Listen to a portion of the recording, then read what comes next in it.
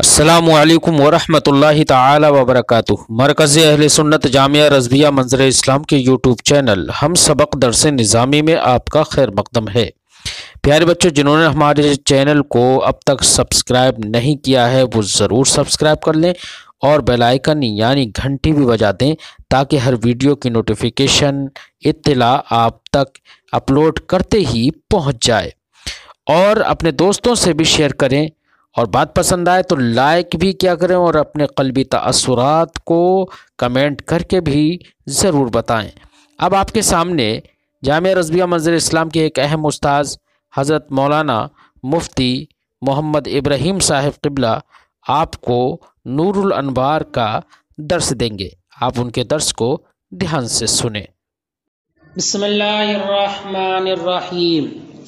ولما كان هذا بيان المعارضة الحقيقية التي حكمها التساقط، فالآن شرع في بيان معارضة سورية حكمها الترجيح أو التوفيق۔ ما قبل میں مصنف نے معارضے کا ذکر فرمایا۔ معارضہ دو طرح سے ہوتا ہے، ایک معارضہ حقیقیہ اور ایک معارضہ سوریہ۔ معارضہ حقیقیہ کا بیان یہاں تک ہوا، اس کا حکم تساقط ہے، یعنی ساقط ہونا، کہ جب دو آیتوں میں تعارض ہوگا تو وہ دونوں ساقط ہو جائیں گی اور اس کے بعد والی دلیل حدیث پر عمل کیا جائے گا۔ ایسے ہی اگر دو حدیثوں میں تعارض ہو تو اب وہ دونوں ساقط مانی جائیں گی اور اس کے بعد اقوال صحابہ یا قیاس صحیح پر عمل کیا جائے گا۔ اور اگر دو قیاسوں میں تعارض ہو تو تحری اور غور و فکر کے ذریعے جس قیاس کے صحیح ہونے پر دل جمے اس پر عمل کیا جائے گا۔ تفصیل آپ نے پڑھی۔ اب یہاں سے معارضہ سوریہ کا بیان کرتے ہیں، جس کا حکم ترجیح دینا ہے۔ ترجیح کا مطلب یہ کہ جب دو باتوں میں، دو دلیلوں میں تعارض ہو تو ان میں سے کسی ایک کو کسی خاص علت کی بنیاد پر ترجیح دی جائے گی، یا پھر دونوں کے درمیان تطبیق کی کوئی صورت نکلے گی، ہے نا؟ یا تو کسی ایک کو ترجیح حاصل ہوگی یا دونوں میں سے کسی ایک کو دونوں کے درمیان تطبیق دی جائے گی۔ فرماتے ہیں اس معارضے سے چھٹکارا یا تو جہت کی جانب سے ہو جائے گا، حجت کی جانب سے ہو جائے گا۔ حجت میں خود ایسی دلالت موجود ہے کہ جس سے معارضہ دور ہو جائے گا، بئی طور کہ وہ دونوں حجتیں آپس میں برابر کی نہیں ہیں۔ پڑھا آپ نے ماقبل میں تک تعارض کے لیے دونوں دلیلوں کا ایک درجے کا ہونا ضروری ہے۔ تو اگر تعارض ہوا مشہور اور خبر واحد کے درمیان تو اب یہ تعارض خود حجت کی جانب سے ہی دور ہو جائے گا، اس وجہ سے کہ یہ دونوں دلیلیں آپس میں برابر نہیں ہیں بلکہ خبر مشہور خبر واحد سے بڑھ کر ہے، خبر واحد سے بڑھ کر ہے، یا اس وجہ سے کہ ایک دلیل نص ہے اور دوسری ظاہر ہے، دوسری ظاہر ہے۔ تو اب ایسی صورت میں نص کو مقدم رکھا جائے گا، باز میں ایک نہیں، کس کو نص کو مقدم رکھا جائے گا۔ لہذا جب دو دلیلوں میں تعارض ہو اور معاملہ ایسا ہو کہ ان دو دلیلوں میں سے ایک دوسرے سے اعلیٰ ہے، ایک ادنا ہے، تو جو اعلیٰ ہوگی وہ ادنا پر مقدم رہے گی، تو یہ تو تعارض خود دلیل کی جانب سے ہی دور ہو جائے گا، اس میں کچھ کرنے کی حاجت پیش نہیں آئے گی۔ ٹھیک ہے، دیکھو وَلَمَّا كَانَ هَذَا بَيَانُ الْمُعَارَضَةِ الْحَقِيقِيَّةِ، اور جب یہ بیان تھا معارضہ حقیقیہ کے بیان کا کہ جس کا حکم ساقط ہونا ہے، فالآن تو اب شروع ہوتے ہیں معارضہ سوریہ کے بیان میں کہ جس کا حکم ترجیح دینا ہے یا ان کے درمیان توفیق اور تطبیق کرنا ہے۔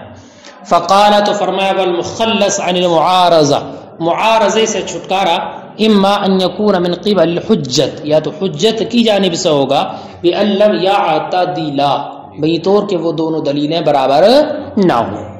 بیان کانا احدہما مشہورا والآخر احادا، بئی طور کہ ان میں ایک دلیل مشہور ہے ایک احاد سے ہے، او یکون احدہما نصا والآخر ظاہرا، یہ ان میں سے ایک نص ہے دوسری ظاہر ہے، فیترجح الاعلی علی الادنی، تو اعلی کو ادنا پر ترجیح دی جائے گی۔ وقد مر مثالہ غیر مرہ، اور اس کی مثال ما قبل میں متعدد گزر چکی ہیں۔ ظاہر سی بات ہے جب نص اور ظاہر متعارض ہو یا مشہور اور واحد متعارض ہو تو جو اعلیٰ دلیل ہوگی وہ اس پر مقدم ہوگی۔ او من قبل الحکم، یا تو حجت کی جانب سے تعارض دور ہو جائے گا یا حکم کی جانب سے تعارض دور ہو جائے گا۔ کیا مطلب حکم کی جانب سے؟ تو سنو، بئی طور کہ دو دلیلیں ہیں اور ان دو دلیلوں میں دو حکم ذکر ہیں، لیکن ایک میں حکم دنیا کا ذکر ہے اور دوسری دلیل میں حکم عقبہ کا ذکر ہے، حکم عقبہ آخرت کے حکم کا ذکر ہے۔ جیسے کہ یمین کے بارے میں دو آیتیں ہیں، یمین قسم، اسی کی جمع ایمان، ایمان نہیں پڑھنا بیٹا اس کو، ایمان، یمین کی جمع قسم۔ اس کے بارے میں دو آیتیں مبارکہ ہیں، ایک سورہ بقرہ میں ہے اور ایک سورہ مائدہ میں ہے، میں سورہ مائدہ میں۔ یمین کی تین قسمیں ہیں، پڑھا ہوگا آپ نے قدوری وغیرہ میں، تین قسم ہوتی ہیں، یمین غموس، یمین لغو، یمین منعقدہ، یہ تین طرح کی قسم ہوتی ہے۔ سورہ بقرہ میں اللہ تعالی نے ارشاد فرمایا لا یؤاخذکم اللہ باللغو فی ایمانکم ولکن یؤاخذکم بما کسبت قلوبکم، کہ اللہ تعالیٰ مؤاخذہ نہیں فرماتا تمہاری لغو قسموں میں، لیکن مؤاخذہ فرماتا ہے اس پر جن کو تمہارے دلوں نے کیا۔ اور بات سے ہماری بیٹا تو مصنف اللہ تعالیٰ کا ارشاد بیما کا سبت، یہ اس سے مراد تو یمین منعقدہ ہے، لیکن بیما کا سبت یہ یمین غموس اور منعقدہ دونوں کو شامل ہے، یمین غموس کو بھی شامل ہے اور یمین منعقدہ۔ یمین غموس کسے کہتے جانتے ہیں؟ یمین غموس کا مطلب یہ ہے کہ انسان جان بوجھ کر جھوٹی قسم کھائے زمانے ماضی میں کسی فعل کے کرنے پر یا نہ کرنے پر، گزشتہ زمانے میں میں نے ایسا کام نہیں کیا اور جان بوجھ کر جھوٹی قسم کھا رہا ہے، یہ یمین غموس ہے۔ اور یمین منعقدہ یہ ہے کہ انسان کسی فعل کے کرنے پر یا اس کو ترک کرنے پر مستقبل میں قسم کھائے، اللہ کی قسم میں ایسا نہیں کروں گا یا اللہ کی قسم میں ہی کروں گا، تو یہ یمین منعقدہ ہے۔ اور ایک یمین لغو ہوتی ہے نا، کہ وہ زمانے گزشتہ میں کسی فعل کے کرنے یا نہ کرنے پر قسم کھاتا ہے اور اس کا جھوٹ کا اور ارادہ بھی نہیں ہے، بلکہ وہ جیسی قسم کھا رہا اس کا اپنا گمان بھی ویسا ہی ہے، یعنی اس کا گمان بھی یہی ہے کہ اس نے وہ فعل کیا ہے یا نہیں کیا ہے، اور اسی کے مطابق وہ اپنے گمان کے مطابق قسم کھاتا ہے، تو یہ یمین لغو ہوتی ہے۔ بس میں آئے گا نہیں؟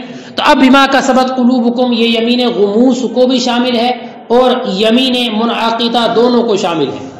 اس آیت کریمہ سے یہ معلوم ہوتا ہے کہ یمین غموس میں مؤاخذہ ہے، یمین غموس جھوٹی قسم میں مؤاخذہ ہے جو جان بوجھ کر اس نے جھوٹی کھائی ہے۔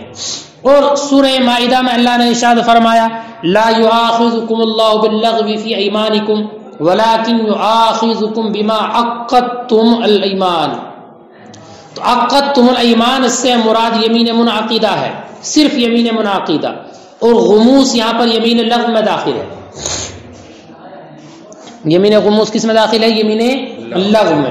تو دیکھو اس سے معلوم ہوتا ہے کہ مؤاخذہ جو ہوگا وہ صرف اور صرف یمین منعقدہ میں ہوگا، یمین غموس میں مؤاخذہ نہیں ہوگا، یمین غموس میں مؤاخذہ نہیں ہوگا، چونکہ یہاں پر یمین غموس داخل ہے یمین لغو میں، اور لغو میں مؤاخذہ نہیں ہوتا، اس لیے اس میں بھی نہیں ہوگا۔ تو یہ آیت کریمہ سورہ مائدہ والی اس بات پر دال ہے کہ یمین غموس میں مؤاخذہ نہیں ہے۔ اب دیکھو سورہ بقرہ کی آیت کریمہ دلالت کرتی ہے کہ مؤاخذہ ہے، اور سورہ مائدہ کی آیت کریمہ اس بات پر دلالت کرتی ہے کہ مؤاخذہ نہیں ہے، تو دونوں آیتیں یمین غموس کے حق میں متعارض ہیں۔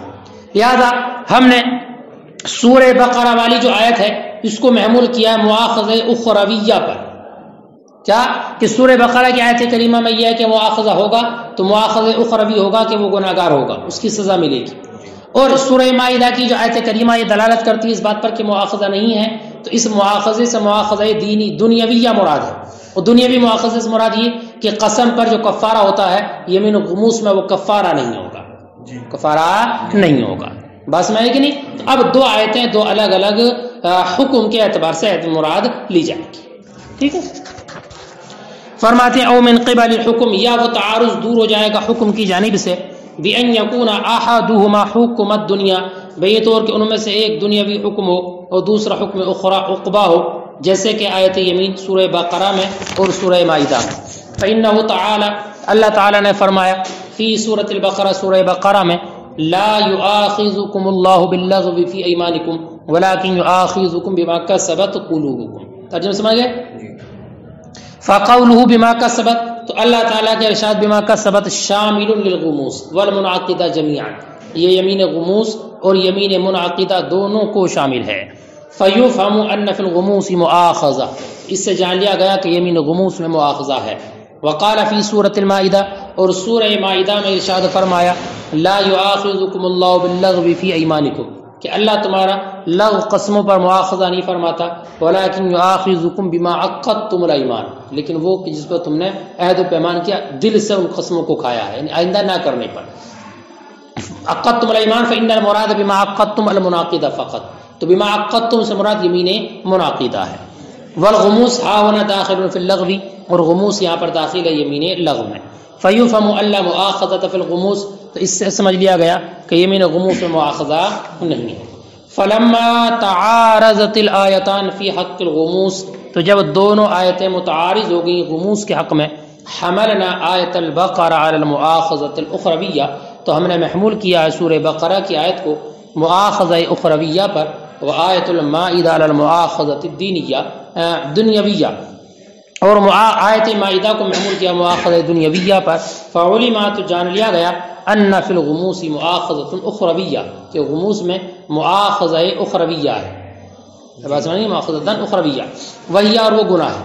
لا مؤاخذۃ دنیویہ، نہ کہ دنیوی مؤاخذہ، یعنی اس میں دنیوی مؤاخذہ کفارہ نہیں ہے، وہی الکفارہ، اور وہ کفارہ ہے. وقد حررت فیما سبق باطول من هذا، اور میں نے ما سبق میں اس کو اس سے زیادہ تفصیل سے بیان کر دیا ہے. او من قبل حال بأن يحمل احدهما على حالة والآخر على حالة. سنو تیسری سورہ سنو، یا اس تعارض سے چھٹکارا ملے گا، ہے نا، وہ تعارض دور ہوگا حال کی جانب سے، یعنی اس کے حال میں غور و فکر کر کے یہ معلوم ہوگا کہ اس میں تعارض نہیں ہے. بئی طور کہ جب تعارض ہے دو چیزوں میں، دو دلیلوں میں، تو ان میں سے ایک کو دوسری ایک حالت پر محمول کیا جائے اور دوسری دلیل کو دوسری حالت پر محمول کیا جائے، تو دونوں کو دو الگ الگ حالت پر محمول کیا جائے تو اب تعارض نہ رہے گا. جیسے کہ اللہ تعالیٰ نے ارشاد فرمایا حائضہ عورتوں کے بارے میں حتی یطہرن، حتی یطہرن نا، ولا تقربوہن حتی یطہرن، کہ تم عورتوں کے قریب نہ جاؤ یہاں تک کہ وہ پاک ہو جائیں، پاک. تو یطہرن، اور یہ جو ارشاد ہے یہ تخفیف کے ساتھ بھی ہے اور تشدید کے ساتھ بھی ہے، بس میں نہیں. اور دو قراءتیں دو آیتوں کی منزل میں ہوتی ہیں، دو الگ الگ قراءتیں نا، تو دو الگ الگ آیتوں کی منزل میں آئیں گی. تو اب ایک آیت کریمہ میں یطہرن بالتخفیف، تخفیف کے ساتھ ہے، اور ایک میں تشدید کے ساتھ یطہرن، یطہرن. اب بعض علماء نے اس کو تخفیف کے ساتھ پڑھا ہے، تو معنی یہ ہے کہ عورتوں کے قریب نہ جاؤ، حائضہ عورتوں کے، یہاں تک کہ وہ خون کے ختم ہونے سے پاک ہو جائیں، پاک ہو جائیں، چاہے تو انہوں نے غسل کیا ہو یا نہ کیا ہو، خون ختم ہو جائے. اور بعض نے اس کو یطہرن تشدید کے ساتھ پڑھا ہے، تو اب معنی ہوگا تم ان عورتوں کے قریب نہ جاؤ یہاں تک کہ وہ غسل کر لیں، یہاں تک کہ وہ غسل کر لیں. تو آیت تخفیف غسل کرنے کو لازم نہیں کرتی ہے، اور آیت تشدید جو ہے یہ اس بات کا تقاضا کرتی ہے کہ جب تک غسل نہ کر لیں اس وقت تک ان کے قریب نہ جایا جائے، قریب نہ یعنی ان سے وطی نہ کی جائے. تو اب دو قراءتوں کے درمیان تعارض ہوا، اور دو قراءتوں کا تعارض جو ہوتا ہے دو آیتوں کے مرتبے میں ہوتا ہے، لہذا ایسی صورت میں اب تطبیق دی جائے گی. پیچھے پڑا آپ نے ترجیح ہو رہی تھی، اب ان میں دونوں میں تطبیق دی جائے گی، ہے نا. بئی طور کہ جو تخفیف والی قرات ہے نا یطہرن، اس کو محمول کیا جائے گا اس صورت میں کہ جب کہ خون مکمل 10 دن پر ختم ہوا، کہ عورت کو حیض آنا شروع ہوا اور 10 دن ہونے پر خون ختم ہوا، اور اب خون بالکل ختم ہو چکا ہے، تو اب غسل کرنا لازم تو ہے لیکن وطی کرنے کے لیے ضروری نہیں ہے. بغیر غسل کے بھی وطی کرنا جائز ہو جائے گا. ٹھیک ہے. اور تشدید والی جو قرات ہے اس کو محمول کیا جائے گا اس صورت پر کہ جب کہ اس کو 10 سے کم میں خون ختم ہو گیا. کیونکہ مان لو 7 دن میں اگر خون ختم ہو گیا تو ابھی خون کے لوٹ آنے کا امکان ہے. اس لیے اب حکم یہ ہے کہ اس وقت تک اس کے وطی نہ کرے جب تک کہ وہ غسل نہ کر لے یا اس پر ایسا ایک وقت نہ گزر جائے کہ جس میں اس پر مکمل نماز واجب ہو جائے. ٹھیک ہے. او من قبل الحال یا حال کی جانب سے بأن يحمل احدهما على حالة والآخر على حالة، بئی طور کہ ان میں سے ایک کو محمول کیا جائے ایک حالت پر اور دوسری دلیل کو محمول کیا جائے دوسری حالت پر. کما فی قولی تعالی، جیسے کہ اللہ تعالیٰ کے ارشاد میں حتی یطہرن، یہ تخفیف و تشدید دونوں ہیں. فإن فی قولی، تو اللہ تعالیٰ کے ارشاد ولا تقربوهن حتی یطہرن، قرأ بعضهم یطہرن بالتخفیف، تو بعد نے اس کو یطہرن پڑھا بالتخفیف، تخفیف کے ساتھ. اے لا تقرب، کیا معنی ہوگا کہ تم حائضہ عورتوں کے قریب نہ جاؤ یہاں تک کہ وہ پاک ہو جائیں. بانقطاع دمہن، ان کے خون کے ختم ہونے سے. سواء اغتسلن اولا، چاہے تو انہوں نے غسل کیا ہو یا نہ کیا ہو. وقرأ بعضهم یطہرن بالتشدید، اور بعض نے اس کو یطہرن تشدید کے ساتھ پڑھا ہے. معنی ہے لا تقربوهن حتی یغتسلن، ان کے قریب نہ جاؤ یہاں تک کہ وہ غسل کر لیں. فتعارض بین القراءتین، تو اب دو قراءتوں کے درمیان تعارض ہوا.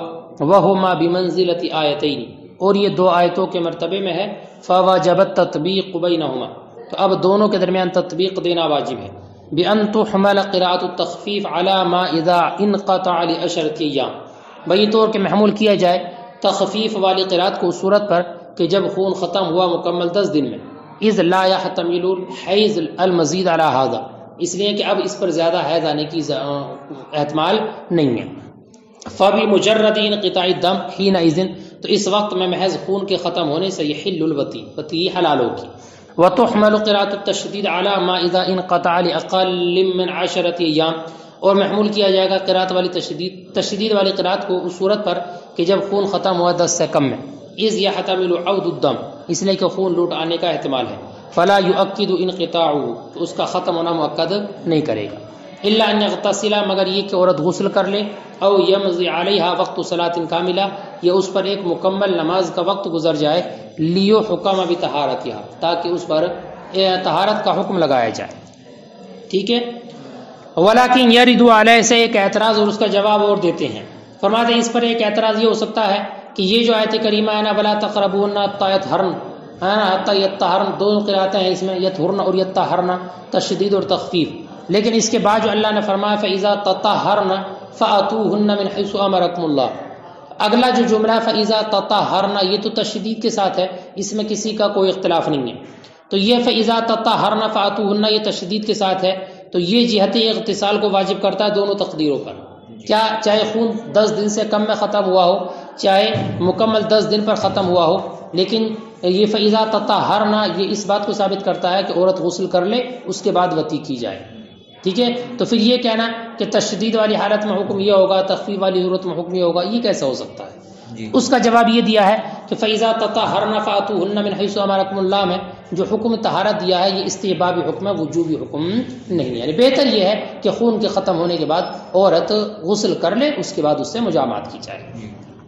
ولكن يرد علیہ، لیکن اس پر وارد ہوگا اعتراض ان قوله تعالی کہ اللہ تعالیٰ کے ارشاد فاذا تطہرن فاتوہن بعد ذلك، اس کے بعد یعنی جو جملہ اس کے بعد لیس الا بالتشدید، یہ نہیں ہے مگر تشدید کے ساتھ. فهو يؤكد جهة الاغتسال، تو یہ جہت اغتسال کو مؤکد کرتا ہے علی التقدیرین، دونوں تقدیر پر. دونوں تقدیر سمجھ رہے ہو، 10 پر خون ختم ہو یا 10 سے کم میں. الا یقال، مگر یہ کہا جائے گا اس کے جواب میں يدل علی استحباب الغسل، یہ غسل کے استحباب پر دلالت کرتا ہے، دون الوجوب، وجوب پر دلالت نہیں کرتا. او یحمل تطہرن حینئذ علی طہرن کتبین بمعنی بانا، یہ دوسرا جواب یہ ہے کہ فاذا تطہرن میں جو تطہرن ہے یہ طہرنا کے معنی میں ہے نا، تشدید کے ساتھ تو ہے لیکن تخفیف والا جو اس پر اس کے معنی میں ہے، یہ جیسے کہ تبینہ بانا کے معنی میں آتا، ایسی تطہرنا طہرنا کے معنی میں ہے، تو اب معنی سے وہ ثابت نہیں ہوگا. او یحمل، یا محمول کیا جائے گا تطہرنا کو اس وقت میں طہرنا کے معنی پر، جیسے کہ تبینہ بانا کے معنی میں آتا ہے. ٹھیک ہے بھائی.